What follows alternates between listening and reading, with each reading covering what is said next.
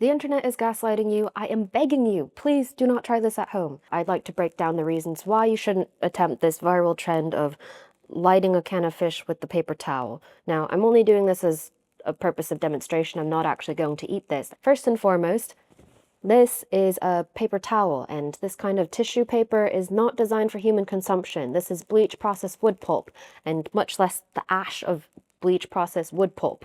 I ended up consulting a number of different canned fish makers. Dan from Patagonian Provisions brings up a really interesting point that the can itself we think of often as just tin or aluminum, but today many are designed with a plastic lining. This plastic lining is perfectly safe in the way that the fish is normally processed, which for context is in an autoclave, which sterilizes the fish. This usually involves very high pressure and a relatively low cooking temperature. Flames here are well above 400 to 500 degrees Fahrenheit, and this plastic is not rated to be used in these kinds of temperatures or environments.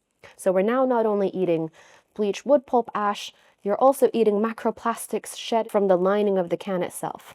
And if we think about what we're trying to achieve with this by imparting a smoky flavor or gently warming the tin, to be quite honest, I think it's a little bit insulting to the people who make canned fish and have developed so many incredible techniques for smoking the fish, whether that's chambers for cold smoking or hot smoking, different types of woods. So instead, I would like to provide some actionable recommendations on how to replicate this experience without the fire hazard and without the health hazards. If you're looking for something that has a very intense smoky flavor, I highly recommend looking into Eastern European brands who have a tradition of smoking sprats. Sprats or bristling sardines are going to be very small, very tender, and these are traditionally smoked with alder woods in Eastern Europe. And these are a fantastic option if you just want to have one on a cracker, maybe with a little bit of sour cream. Incredible. If you want something that might be a little bit more well-rounded, less assertively smoky, I highly recommend looking at Spanish or Portuguese brands that have smoked sardines. I really like the ones made by José Gourmet. In North America, there's also a long tradition of smoking different kinds of fish as well. Wild Fish Cannery, based out of Southeast Alaska, makes some of my favorite canned smoked salmon. I even have an alternative if you just want a canned fish candle. I highly recommend checking out the original tinned candle. I'm going to be honest, this smells like exactly you think it would. It smells like burning paper towel and fish oil.